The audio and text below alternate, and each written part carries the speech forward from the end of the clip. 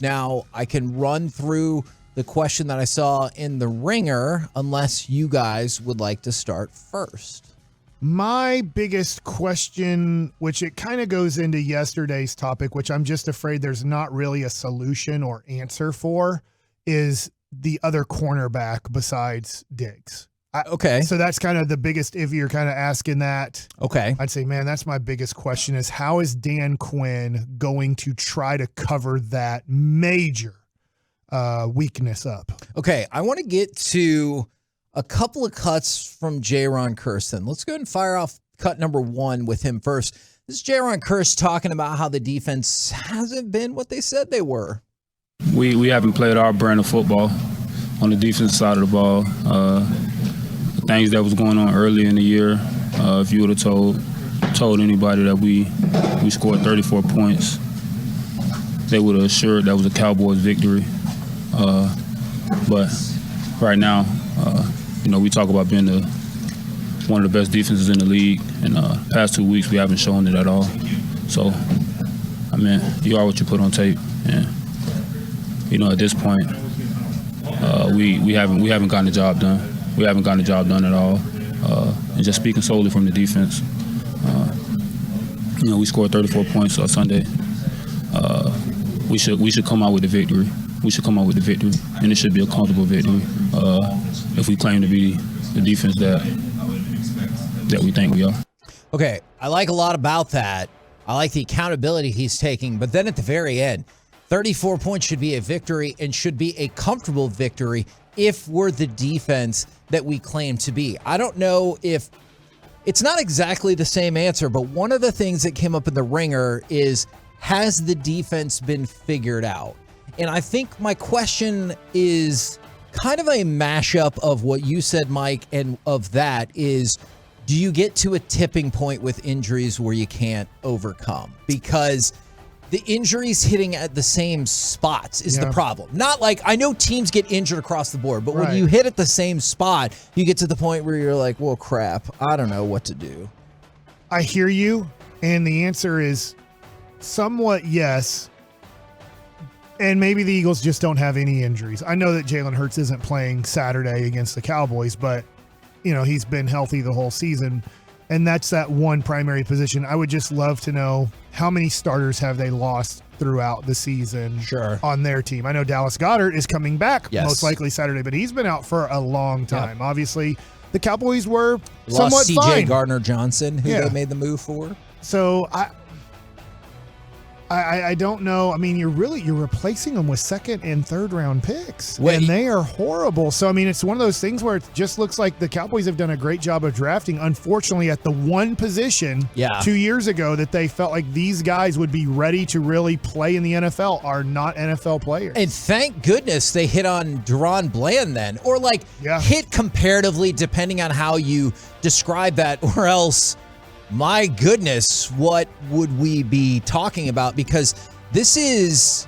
Okay, let's jump to cut two then, because Jayron Kearse had a bunch of good stuff. And then, Derek, I'm going to swing back around to you. Cut two, and this is Jayron Kearse kind of speaking to your point about, I know it's bigger than just Wright and Joseph, but it kind of speaks to that too. One thing I do know is in this league, next guy has to be ready to play, and it's just that simple.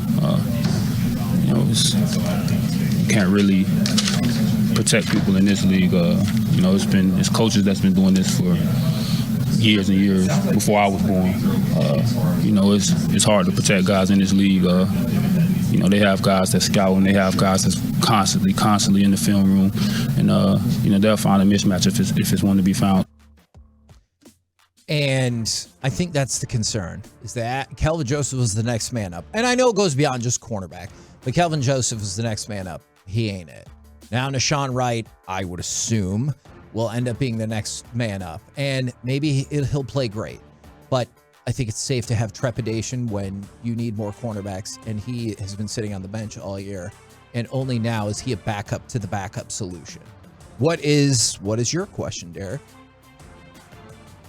I hope I turn my mic on. My question is the defense. I mean, that's the big concern is, they were known for being a very good defense, and it's like everything is kind of falling apart. So we're kind of curious as going in, I know you're going to play against the Eagles, and it's not the starter, Jalen Hurts out there, it changes everything. But these guys got to step up. You got the opportunity to be out there. Guys are getting their opportunity. They need to make the most of those.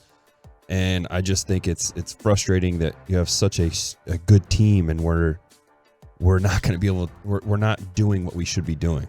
You score 30 points. It's just like in a baseball game. If you put up 10 runs, you need to win that game. It's the same thing with football. You put up those points, you have to win those games. And a lot of this surrounds the same thing from the 469. How are they going to fill cornerback ineptness from the 214? Should Bland start at cornerback 2? Now, the thing about that is, I guess that's cornerback 2 if you think about it in the idea that on the outside are corners 1 and 2 as opposed to the slot. I just think Deron Bland has been really good. And Bland, he's playing almost every snap. Yeah. It's not like he's sitting out while Kevin Joseph is playing. Yeah, and so I don't view it as a cornerback 2. From the 5.85, wherever that is, will the secondary be able to hold up to allow the pass rush to get home? And so you see back-to-back questions again. Cornerback. Or can you say secondary? I think it has to be the opposite, though, is you need the pass rush that doesn't have many injuries. That's exactly what I think. I get Hankins is hurt, but he's not a pass rusher. That your pass rushers are going to have to put pressure on the quarterback to get rid of the ball sooner than they want. Because with time now, it's all going hand in hand. Maybe, guys weren't that great at coverage, but if you give that quarterback 1.5 extra seconds, that gives that wide receiver the enough time to get open and expose weaknesses. So I don't know who it is, who steps up. I'm a big fan of Sam Williams. I know he's not Micah Parsons, but I'd love to maybe give Sam Williams an extra 5 or 6 snaps, especially on maybe passing downs, and see if he can cause havoc. Because then you hope that even if you trick it up, and I'm not saying it would be this way every time, but if you're letting loose, Lawrence, hopefully Armstrong is good to go, Williams, Micah, then that creates all kinds of havoc, or maybe that eases up some of the pressure on Micah, since we've all talked about is his body kind of beat up more than it was last year because he's on the line of scrimmage so much. Yeah, and I did want to throw this out, and I meant to do it when I was talking about Kearse. Also made a great point. If there's new targets out there, new guys coming in from injuries and all that stuff, they're going to target them because they want to see that they can prove that they belong out there. So they're going to attack the weakness right away. It's just like for pitching, if I see a weaker guy in the lineup that I can get to, I'm going to try to get to him so I can go after that, because it's going to be the easy way to get out of something if I'm in a jam.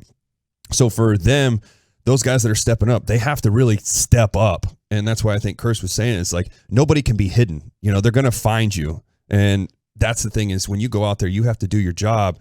You're going to be targeted right away because they know this is fresh meat that's out there, and this guy has not really shown that he can do what it takes. So we're going to try to expose him. And then once they try to shift that to cover that up, now it leaves somebody else open. So you got to kind of cover that, I guess, is the best way to put it. Yeah, and I remain concerned about that. I'm going to circle back one more time, because we were kind of talking about this. Again, I don't necessarily think this is how it works across the field, across the board for teams.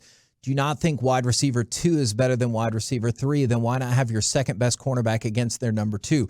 Well, that just depends on how the team is set up. Like in a lot of teams, your slot receiver might be your wide receiver 1. I know that feels weird because it's your X receiver is always wide receiver 1. Kind of Cooper Kupp. Yes. I mean, he's arguably the best receiver in the game before injury, and he was in the slot more than outside. I don't watch LA every play, but it feels like he's in the slot a lot. Exactly. So I think that could shift around a lot. I don't think it's as simple as your X receiver is always your number 1, and that's who Trayvon Diggs is always going to follow. Or what, they have found the system or the spot that they like Deron Bland. And if you moved him and then you created another issue, I know you might be like, well, if you have that issue in the slot, hopefully you won't get beat deep as much. But Cooper Kupp is a great example of how a slot can torch you all the same, or at least to a certain extent, as the number 1 or the number 2 wide receiver. It's just all about exposing as much as you possibly can. You know what your strengths are. You're going to use those, but when you can find a weakness, you want to expose it as much as you possibly can, because it's going to help you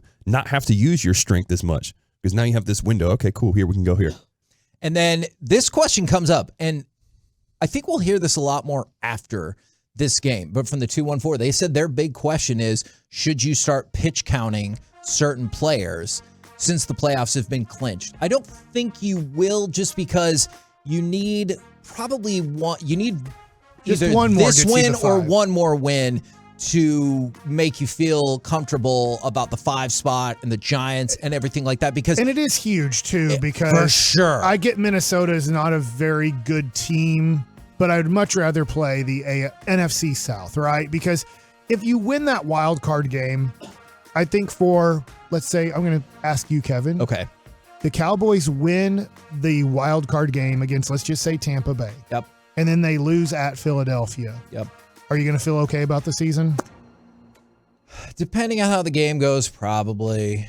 Yeah, and I think Which I know is a losing Cowboys mentality that people get mad about, but probably. If for some reason you lose out and you get the 6th seed, and now you play San Francisco, let's just say they jump to number 2, and you lose to San Francisco in the wild card round, how do you feel about the season? I do feel like that's a lot different. Right? I really do. Because I agree. Because 10 and Different in which way? Okay, so I'm glad that you asked that, because 10-7 or 11-6, you're like, oh yeah, you were a good team, and that's nice, and that's all you were, but if you finish, let's say 13-4, or let's even say you go 12-5, and you're like, man, we were just in the wrong division this year, and we still made it to the final 8. I know that's not the NFC Championship game, which is what I, like a lot of people, are obsessed with, or the Super Bowl or anything like that. But it is a round further, and it is multiple games better, where you're not just the wild card team. You're a wild card team who got stuck in a bad situation for your division. I just don't feel like Cowboys fans in general are gonna. If you lose in the first round right out the gate, that's not a good thing. Not a good season. I feel like that's what all if their they expectations. beat Tampa and then lose to Philadelphia? That's the other scenario. You either if you decide to pitch count people and you're like, you know what, F it, we ain't really going to try for a while, and you lose all 3 of your games down the stretch because you're like, well, we were just wanting to be as healthy as possible for the playoffs, but all of a sudden New York jumped you into the 5 spot. You fall down to 6. You play San Francisco. They beat you up like they did last year in the wild card round, and now you're out in the first round. That just feels really bad, where I'm not saying it feels great if you beat Tampa and then lose to Philadelphia, but I'd at least feel like, well, we got one playoff win, and then we went to the team with the best record, and hopefully you put up a decent fight there. There's multiple. Go ahead. No, I'm with you. It's tough. I mean, I just feel like if the Cowboys don't win the first round, in general, it's just a failed season. To me, I've said earlier in the year, fair or unfair, if they fail, I think they will move head coaches. Really? I honestly think they're going to anyway. I think they really want Sean Payton more than anything. We talked about this before when I was here, is they could do whatever they want. And let's say they get to the Super Bowl and they lose. I could still see them like, all right, well, thank you, McCarthy. It was great. We enjoyed our run. We want to go get Sean. And there are multiple people asking about the pass rush working in cooperation with the cornerbacks, with one saying, sorry, there's a lot of text coming in, is even if you hit on the pass rush, there's still going to be enough time to throw the ball because there's going to be an open spot somewhere in the secondary. And then from the 903, is the pass rush overrated? I am going to say definitively at this point, no. And I feel very comfortable with that. Just about the entirety of the year, this pass rush has been first or second in both sacks and pressures. Like, I know the last 2 weeks have not been their finest hour, but you can't tell me we made it all the way through this season with them leading the league or being second in those 2 huge categories and tell me they're overrated. I don't believe that, but I get it. If they continue across this trajectory, this defense is going to be a lot of trouble.